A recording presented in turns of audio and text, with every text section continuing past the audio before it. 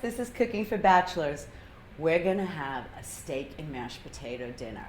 It sounds very common, but not everybody knows how to make it, and I'm gonna show you the easiest ways and some interesting recipes. We marinated this steak before. It's a London broil.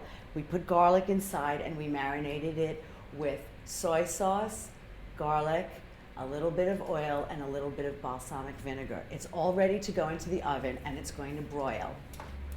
It'll probably take about 5 minutes on each side.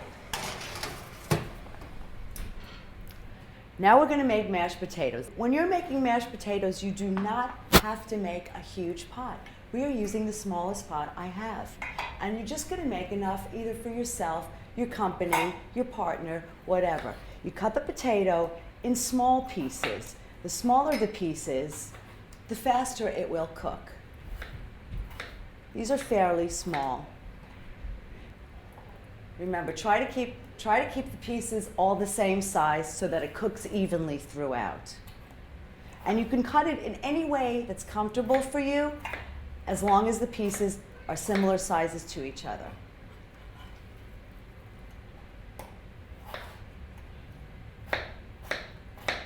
That's all we do. Now, here is the clue. You fill it with water only to cover. That's all the water you need for this. Use cold water, please, all the time. I'm going to partially cover it. If you fully cover it, the starches will boil and it'll start boiling over. So I'm going to just partially leave it open so that the air can escape. I'm moving over to the stove.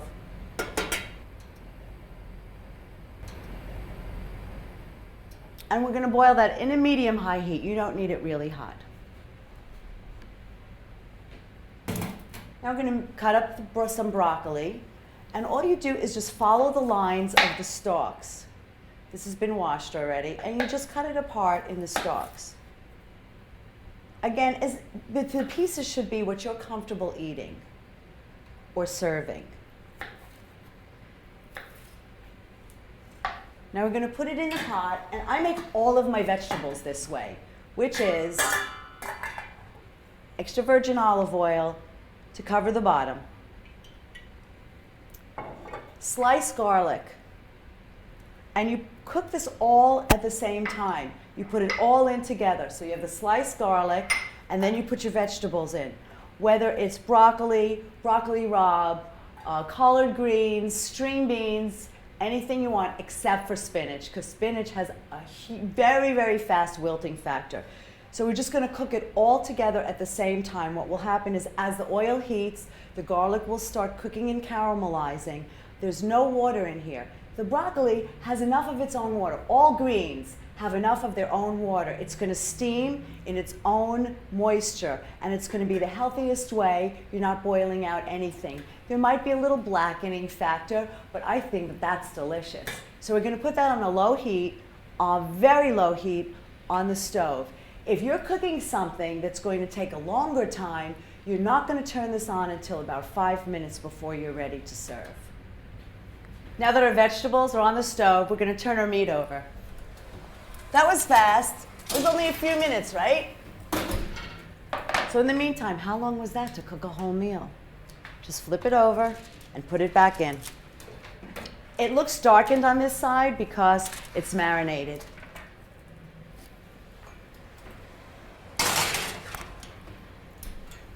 Checking on our potatoes, cooking nicely.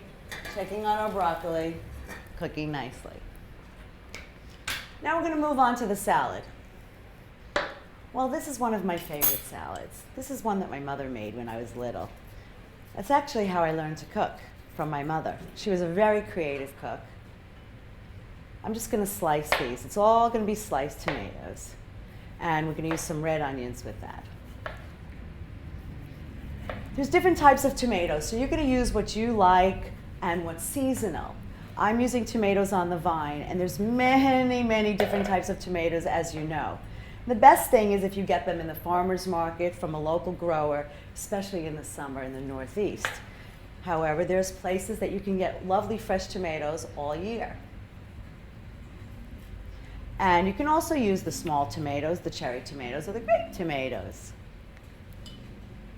All right. So we're just going to slice it through. I hear the broccoli sizzling, which is really nice. So I'm going to show you what you can do to flip it over, even though we're not going to flip it over. Let's cut this up, and we'll go over to the stove in a second. Here we go. All right, this is my flipping over. I hold the cover, and I shake it. Okay, that was good. I think this meal is a good way to show you how you can plan everything and cook everything in order so it's all done at the same time. Now we're going to slice up the onion. Red onions are a little sweeter, hopefully. Sometimes they're not. But red onions are a little sweeter and interesting tasting than white onions. And again, onions come in so many varieties. You just have to really know them and taste them and work with them and see what you'd like to do. Some are better raw, some are better cooked, some are really sweet, some are green, and some are very, very mean. Okay, now we're going to slice them really, really finely as you can. And as you can see again, this beautiful knife is working so nicely, not because it's an expensive chef knife, but because it's something that I sharpened with a good sharpener. And I'm going to break apart the onion. It's not going to be solid because I don't want it to be too spicy. So you're not going to put in a large proportion of it. I think we can cut a little bit more. And then we're going to make our own dressing. As I'm slicing the meat, I'm thinking that as I'm slicing the onions, I'm thinking about the meat and how it needs to come out of the oven quite shortly. So I'm going to put these in the bowl, and then I'm going to go and take the meat out of the oven.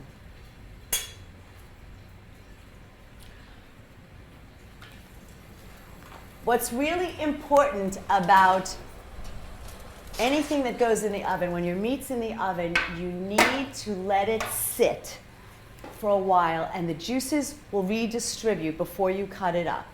So we're just going to let it sit there on the counter. Hello, I'm back. Check our vegetables again.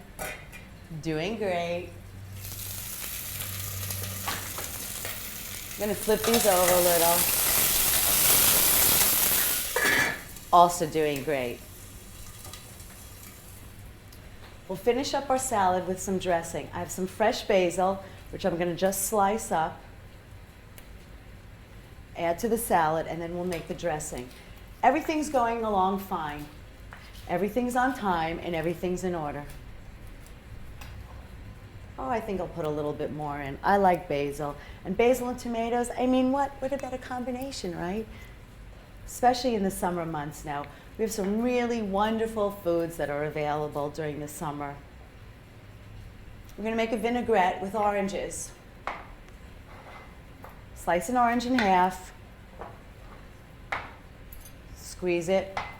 Poke it with a fork. Get the juice out. If there's seeds, and these are not, these are seedless now at this time of year, they're navel oranges, then you would hold the fruit up and watch the seeds on top, and you can get rid of them before it goes into your dressing. You can make a vinaigrette with actually anything, whether it's vinegar, any kind of vinegar you like, or any fruits, citrus fruits, whether it be oranges or limes or lemons, or all three. Add the olive oil and a little bit of dry mustard. How much is a little bit? Let's say, does that look good? That'll be great. How much dressing do we really have here? Enough for our salad. Now you can make this in advance and put it in a jar in the refrigerator and have it all the time. And that's a really good idea. And it will keep fine. Sometimes when dressings are in the refrigerator, the oil will harden. And all you got to do is take it out and let it warm up. We'll toss our salad and then move over to our vegetables. What's really nice about tossing the salad early is that the dressing will marinate a little bit, and that's going to be really nice. I'm going to take a fork, and I'm going to check on the potatoes. They're nice and soft. I've turned off the broccoli because I think it's seared enough on the outside. Keeping it covered will continue to soften it, but it won't continue to cook. I'm coming over here with our mashed potatoes, and I'll show you what we're going to do. I don't like to use a lot of fat in my potatoes.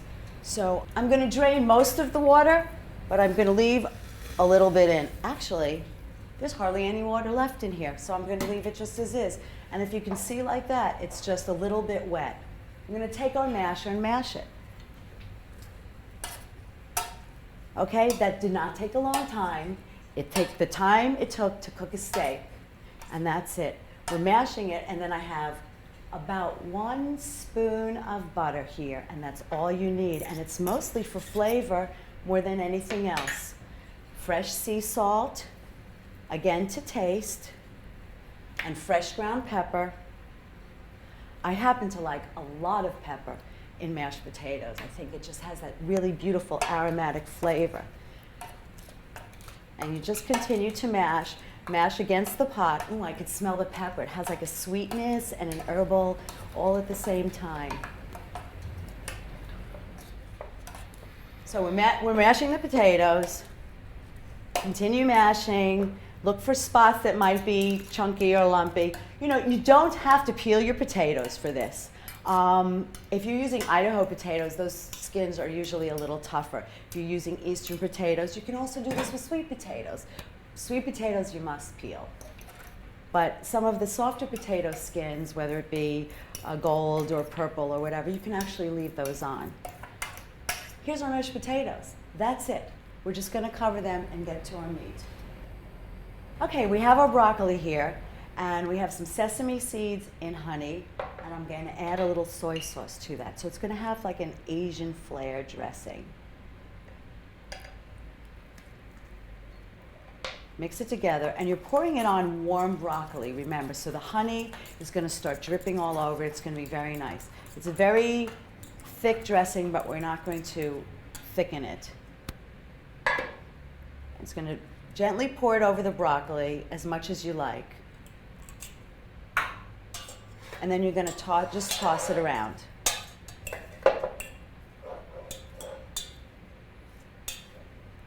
There you have it. That's going to be delicious. It's a little salty and a little sweet, and the nutty flavor of the sesame seeds. Now we'll cut up our meat and we'll plate our dish. So what you do is when you're cutting London broil, you're going to cut it on an angle slightly. Oh, that looks beautiful. And this has been marinating for a full day, so this is going to be very tasty. And it's going to go great with our mashed potatoes and broccoli. This is just an example of how, if you time everything right, you can make a very lovely meal and let everything come together all at the same time. We have these great mashed potatoes that we did not use a lot of butter with. Broccoli, which is great. This is steamed in its own moisture. And this wonderful London broil that's been marinating all day with our tomato salad. Now that's a meal that you can make.